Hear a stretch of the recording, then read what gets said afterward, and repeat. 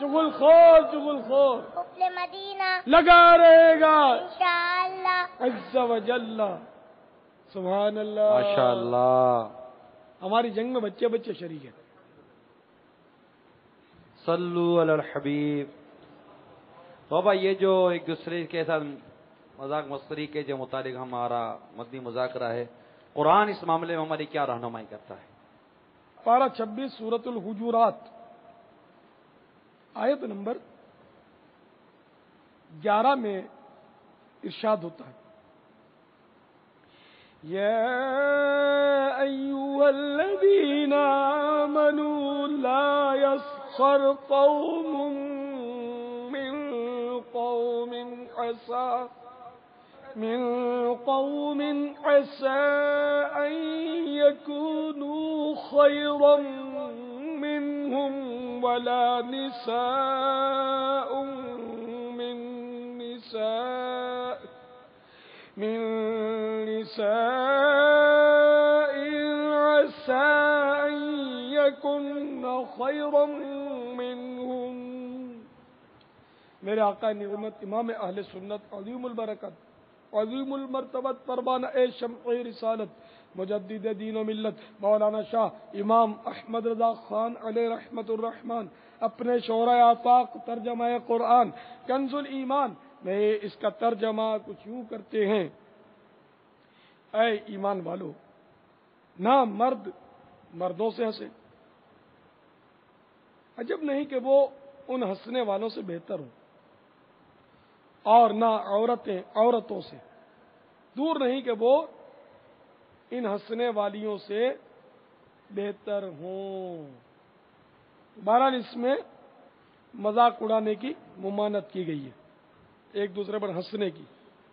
بابا یہ کیا سرکار مدینہ صلی اللہ تعالی علیہ وآلہ وسلم کی سیرت مبارکہ سے ہمیں کوئی ایسے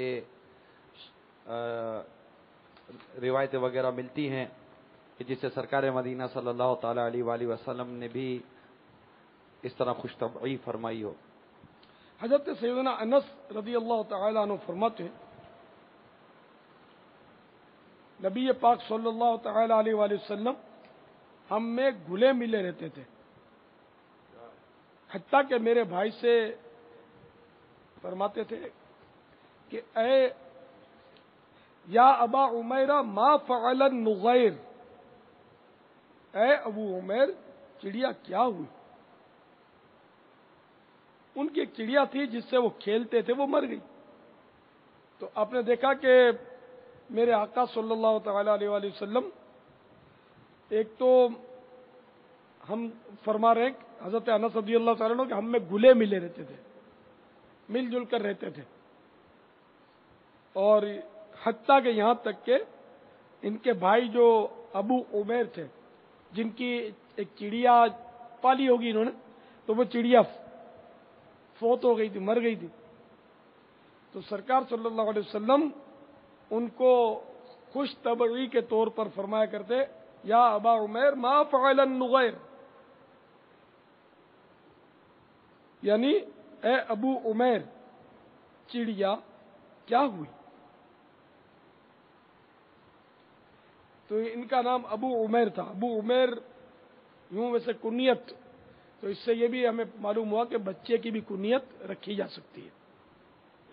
بابا یہ کتنا پیارا روایت میں یہ ارشاد آیا کہ سرکار صلی اللہ تعالی علیہ وسلم ہمیں گلے ملے رہتے تھے. بابا کتنی شفقت ہوتی تھی سرکار صلی اللہ تعالی وسلم کے اپنے غلاموں کے ساتھ. بے شک. واللہ تعالی اعلم ورسولہ اعلم عز وجل وصلی اللہ تعالی علیہ وآلہ وسلم.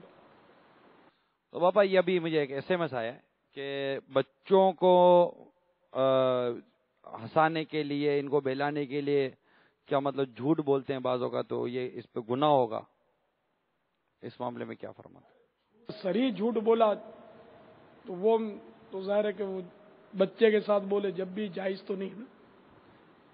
عموماً گھر میں بچوں کو بابا یوں بہلانے کے لیے گھر میں اگر والد آ جائے نا تو یوں آواز ہے وہ کہاں ہے، تو گھر کا ایک بڑا کہے گا وہ تو چلا گیا ہے، گھر میں نہیں ہے، چلا گیا. اب یوں بچے کو ڈھونڈتے رہو تو بچہ خوش ہوتا ہے کہ ہاں میرے کو ڈھونڈ رہے، بچہ چپ جاتا ہے، کہتے ہیں بچہ باہر چلا گیا، بچہ ماموں کے گھر چلا گیا ہے.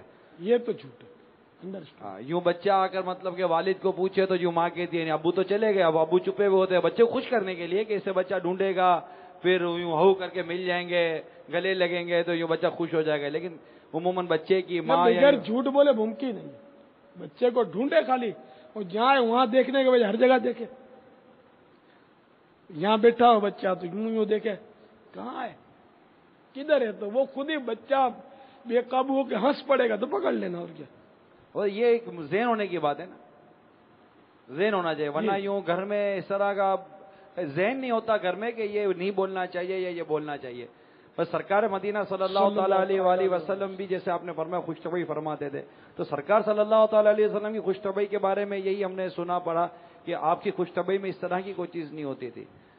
کچھ اس کے مزید اگر مطلب یہ کہہ رہا ہے کہ سرکار صلی اللہ تعالیٰ علیہ وآلہ وسلم کے جو افعال شریفہ ہیں وہ ہمارے لیے دلیل ہے, وہی شریعت ہے. کوئی ایک دو روایت اگر میرے ایسی آقا صلی اللہ علیہ وسلم کسی مسلمان کی دل آزاری فرمائے, یہ ظاہر ہے کہ ممکن ہی نہیں ہے. سرکار صلی اللہ تعالیٰ علیہ وسلم کی خوش طبعی کی روایات ہیں وہ, لیکن وہ چند ہیں, زیادہ نہیں ہے. حضرت انس رضی اللہ تعالیٰ عنہ سے روایت ہے, ایک شخص نے رسول اللہ صلی اللہ تعالیٰ علیہ وآلہ وسلم سے سواری مانگی تو فرمایا کہ ہم تم کو اونٹنی کے بچے پر سوار کریں گے. وہ بولا میں اونٹنی کے بچے کا کیا کروں گا؟ تو رسول اللہ صلی اللہ تعالیٰ علیہ وآلہ وسلم نے فرمایا کہ اونٹ کو اونٹنی ہی جنتی ہے. تو یہاں مراد یہ کہ ہر اونٹ اونٹنی ہی کا تو بچہ ہوتا ہے, تو ہم تمہیں اونٹنی کے بچے پر سوار کریں گے. تو یہ جو بھی اونٹوں کا ظاہر ہے کہ یہ ہے آخرکار اونٹنی کا بچہ ہی تو تھا. ایک تو یہ خوش طبعی کی روایت ہے.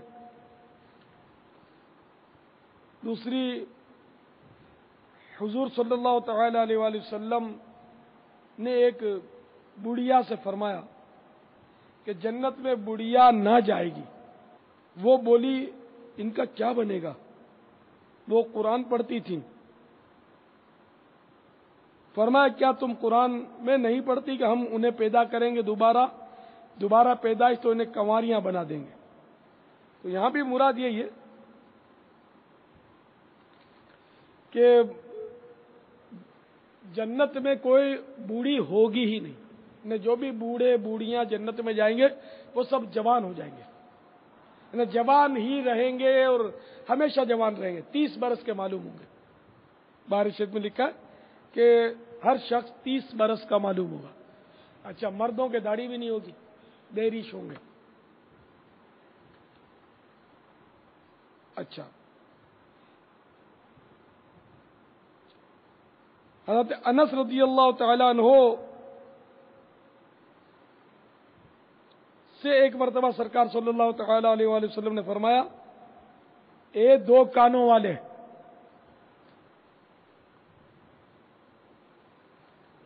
یہاں بھی یہی کہ ہر ایک کے 2 ہی کان ہوتے ہیں. ایسی وہ بے ضرر خوش طبعی کے جس سے کسی کو برا ہی نہ لگے. واللہ تعالی اعلم ورسولہ اعلم عز وجل وصلی اللہ تعالی علیہ وآلہ وسلم. صلو علی الحبیب صلی اللہ تعالی علی محمد. مدینہ. پیارے باپا جان, یہ تو آپ نے ارشاد فرما دیا کہ اسلام میں مزاح کی یعنی ایسے مزاح کی جس سے کسی کو ضرر نہ ہو اس کی اجازت ہے اور حد سے زیادہ نہیں ہونا چاہیے. اب یہ بھی ارشاد فرما دیں کہ بعض لوگ مذاق کی مذاق میں کفریات بک دیتے ہیں, کلمہ کفر اپنی زبان سے نکال دیتے ہیں, تو ان کے لیے کیا حکم ہے؟ کیا مذاق میں کلمہ کفر بکنے سے ان کے اوپر حکم کفر لگے گا یا نہیں؟ جی ہاں, فقہاء کرام رحمہم اللہ السلام فرماتے ہیں مذاق میں کلمہ کفر بکنا بھی کفر ہے. یہ حکم جو میں نے بیان کیا تبلیغ قرآن و سنت کی عالمگیر غیر سیاسی تحریک دعوت اسلامی کے اشاعتی ادارے مکتبۃ المدینہ کی مطبوعہ کتاب کفریہ کلمات کے بارے میں سوال جواب کے صفحہ نمبر 496 پر ہے.